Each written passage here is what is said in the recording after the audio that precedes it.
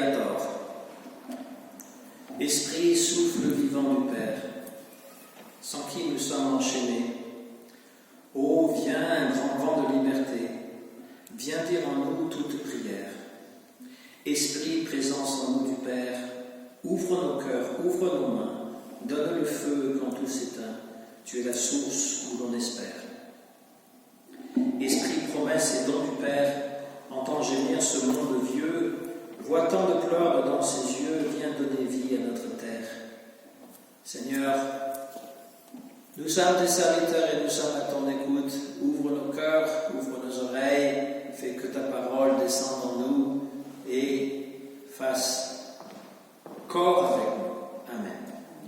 Nous lirons donc un passage qui a trait donc à la Pentecôte dans les Actes des Apôtres, au chapitre 2, que va nous lire Olivier.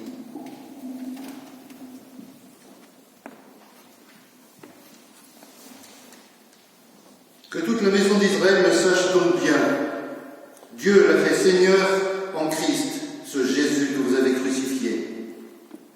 Après avoir entendu cela, ils eurent le cœur transpercé et ils dirent à Pierre et aux autres apôtres, « Frères, que devons-nous faire ?» Pierre leur dit, « Changez radicalement. Que chacun de vous reçoive le baptême au nom de Jésus-Christ pour le pardon de ses péchés et vous recevrez le don de l'Esprit Saint. Car la promesse est pour vous, pour vos enfants et pour tous ceux qui sont au loin, en aussi grand nombre que le Seigneur, notre Dieu, les appellera. » Et par beaucoup d'autres paroles, il rendait témoignage et les encourageait en disant « Sauvez-vous de cette génération perverse !» Ceux qui accueillirent sa parole reçurent le baptême, et en ce jour-là, environ 3000 personnes furent ajoutées.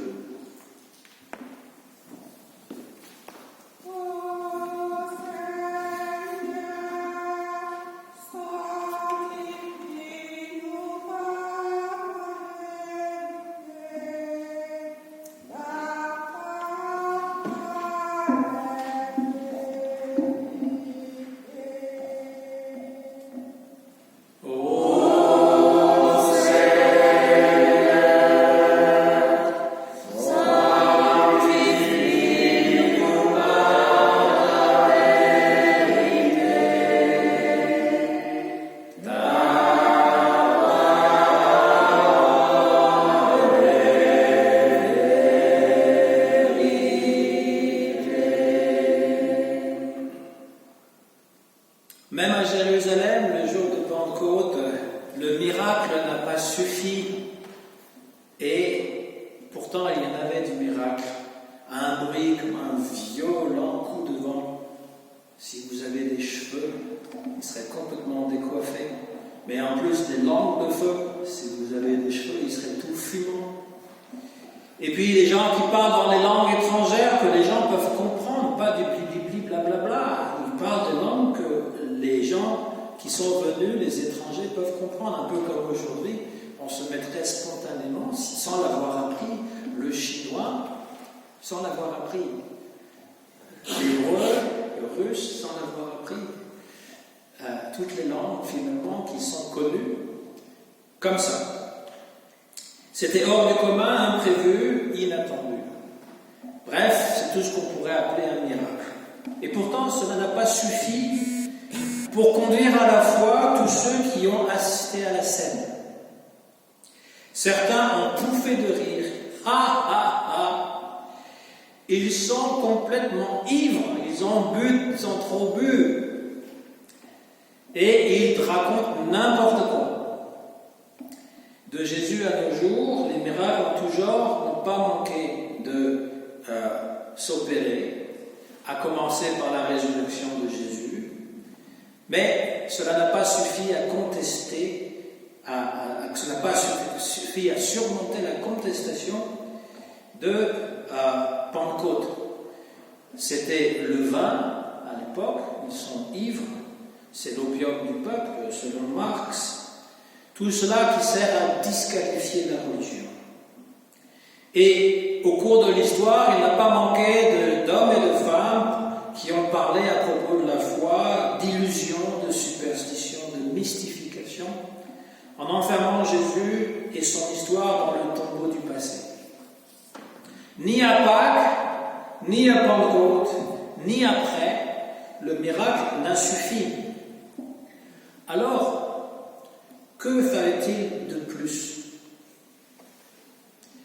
Eh bien, il fallait le témoignage rendu à Jésus-Christ, la parole du témoin pour faire comprendre le miracle et appeler à la foi. Même à Pentecôte, le miracle, il est muet. Il étonne, il déroute, mais il demande à être interprété et à être proclamé. Voilà donc que Pierre se lève et il parle pour dire tout ce qui s'est passé au cœur des chrétiens. Qu'est-ce que Jésus-Christ a fait? Que toute la maison d'Israël le sache donc, Dieu l'a fait Seigneur et Christ, ce Jésus que vous avez crucifié. Voilà comment il débute son discours. Telle est la clé en fait du miracle, cette résurrection.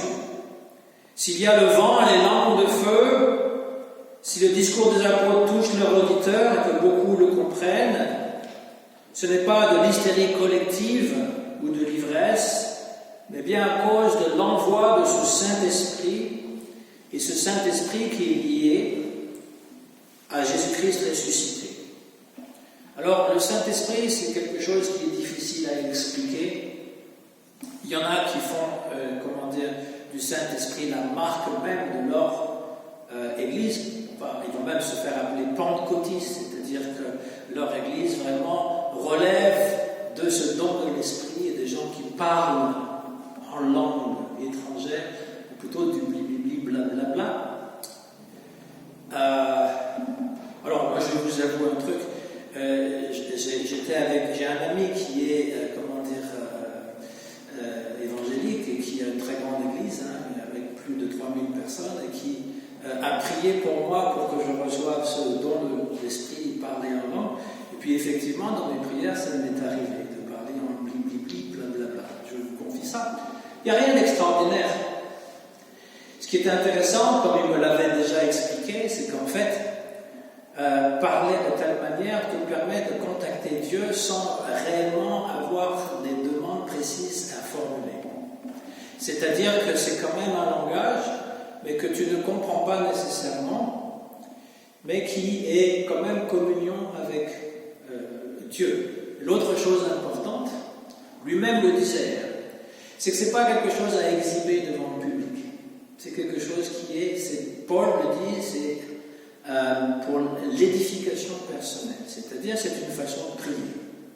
Mais on peut prier autrement aussi, on peut prier dans le silence, on peut prier dans ce qu'on appelle la méditation chrétienne, c'est-à-dire dans l'écoute, à essayer d'entendre ce que Dieu a à nous dire plutôt que toujours lui parler. Alors, si miracle il y a, ce n'est pas ça qui détermine finalement la croissance spirituelle d'une personne. Ce qui détermine ce qu'on appelle l'esprit, c'est le fait d'être soudainement convaincu ou d'avoir les gens diront une vision ou encore une communion, ce sentiment que la vie a pleinement sens et qu'on est connecté à Dieu, au monde qui nous entoure, etc. Je pourrais donner l'exemple, par exemple, d'une personne qui était juive et qui, en rentrant dans une église catholique, a été tellement séduit par les chants et par l'ambiance qu'il s'est converti et c'est devenu le cardinal Lustiger. Et donc il décrit cette conversion. Alors ça ne veut pas dire que tous les juifs doivent se convertir, c'est pas du tout ce que je suis en train de dire, mais qu'il y a ce mouvement où on ne reste pas indifférent à ce qui se passe, on est complètement imprégné, on est ému, et c'est probablement arrivé à chacun d'entre nous lors d'une occasion particulière, par exemple à un spectacle. Par exemple, je me rappelle, lors des grèves, il y avait l'Opéra de Paris qui était en grève et qui a donné une prestation, le nouvel opéra.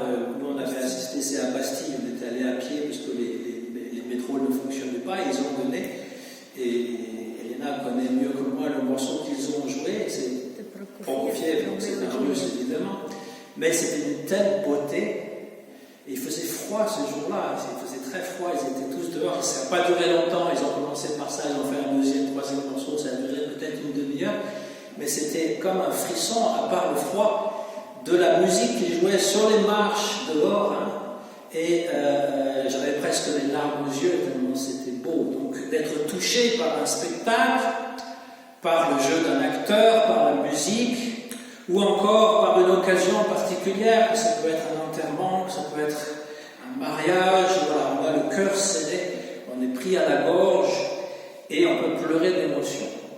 Il n'y a rien de mal à ça, même si on est un mâle. Il n'y a rien de mal, même si on est un mâle. Oui, on a compris le jeu de mots. Et donc, parce que ça fait partie de la vie à son sel, parce qu'il y a des émotions. Mais il ne suffit pas dans la vie de pleurer ou de se réjouir, de verser des larmes, de sauter de joie, il faut aussi agir. Il ne suffit pas d'en rester aux grandes fêtes, au choc émotionnel. La vie, y compris la vie chrétienne, est un chemin. Ce sont des engagements, c'est une action. Donc, lorsque les gens ont été touchés par le discours de Pierre, c'est ça qui les a touchés. C'est Pierre qui explique finalement ce qu'est Pentecôte, Pâques, d'abord Pâques, Pentecôte, et ils sont touchés. Et donc, ils demandent, que devons-nous faire? Et donc, la réponse de Pierre est double. Repentez-vous. Que chacun de vous reçoive le baptême au nom de Jésus-Christ pour le pardon de ses péchés. Repentez-vous, le verbe repentir, ce n'est pas seulement de l'ordre de l'émotion, c'est de l'ordre de l'action. En fait, repentir, ça vient d'un verbe en grec ou en hébreu qui veut dire tourner. On avait tourné le dos et on se retourne vers la lumière. Hein, c'est une conversion. Et cette conversion peut se faire régulièrement dans la vie. On avait oublié quelque chose de très important et on se retourne, on dit oui, j'ai délaissé cela, je retourne. C'est tout à fait dans la religion juive d'ailleurs, hein, qui s'appelle le Teshuvah, surtout pour les jours comme Yom Kippour, où on retourne, on a fait les choses pour se détourner de Dieu et on retourne vers Dieu. Mais dans le christianisme aussi, c'est changer de vie. C'est-à-dire que j'ai toujours agi ou réagi de telle manière et maintenant je change de vie, je décide que je vais agir selon ce que Dieu veut. C'est ça aussi l'esprit. Hein? Alors il y a le baptême. Le baptême est un rite qui se fait une fois. Même si lorsqu'on est allé en Israël, il y en a plusieurs qui m'ont demandé la confirmation de leur baptême dans le Jourdain. Au départ c'était juste un groupe, puis finalement tout le groupe a décidé. Pas toi, mais la plupart. Mais c'est simplement parce que c'est là où Jésus s'est fait baptiser. Je n'ai pas rebaptisé les gens, c'est simplement que c'était comme une confirmation de leur baptême. Oui. Voilà. Mais ça se fait qu'une fois. Et même si on est enfant, c'est là où on diffère avec certaines églises, le baptême, il est aussi valable. Pourquoi? Parce que c'est Dieu qui prend les devants, avant même qu'on peut répondre. Et donc, dans notre église protestante, il y a la confirmation du baptême, c'est-à-dire je confirme, j'ai l'âge raisonnable avec la raison. C'est pas l'âge de raison, parce que c'est 7 ans, on est un peu plus âgé, entre 14, 15, 16, 17, qu'importe, on peut le faire à n'importe quel moment de la vie, pour confirmer son baptême. Et dire oui, moi j'ai été baptisé enfant, si on a été baptisé enfant, mais je confirme qu'effectivement Jésus joue un rôle important dans ma vie. Donc il y a ce rituel avec de l'eau, n'est-ce pas? Et nous on prend un petit peu d'eau, on ne va pas plonger les gens complètement dans une piscine, pour la simple raison que ça met de l'eau partout. C'est surtout ça, hein? Et puis que la personne qui est en robe, collée, etc. Alors si c'est une femme, il faut quand même que le coton soit assez épais, parce que là tous les messieurs vont trouver ça très bien. Ah ben, il faudrait avoir plus de baptême dans notre église. C'est une blague. Mais c'est simplement dire que c'est pas très confortable, n'est-ce pas? Même si l'eau est tiède, etc. C'est pas la quantité d'eau qui va faire qu'on est mieux baptisé, plus baptisé. Et puis, Martin Luther, avait cette réflexion assez intéressante, parce que dans le baptême, on voyait, alors l'eau finalement c'est là où on se noie, on peut se noyer, en tout cas à l'époque, on avait peur de la mer, c'était un endroit dangereux, on n'allait pas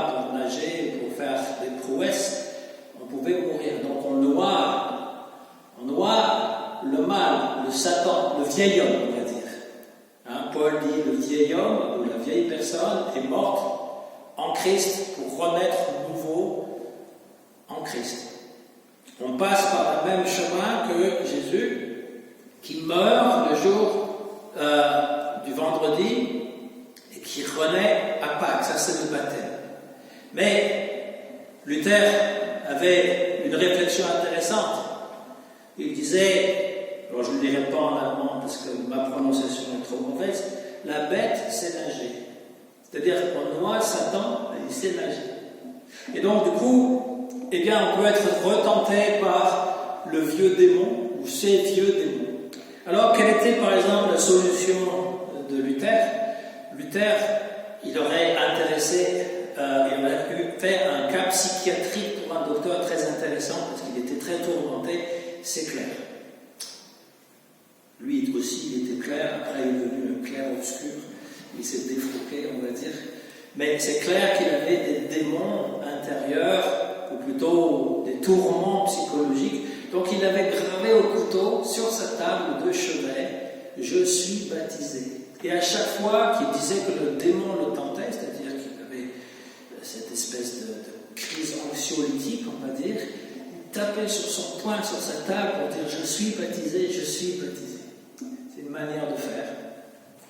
C'est une manière de faire. Pour se rappeler qu'en fait, le baptême, ça peut prendre toute une vie pour l'actualiser.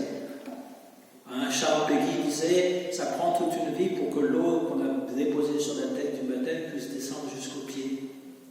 Et donc, pour être complètement baptisé, ça peut prendre toute une vie, parce que ça veut dire qu'il faut toujours se convertir à nouveau.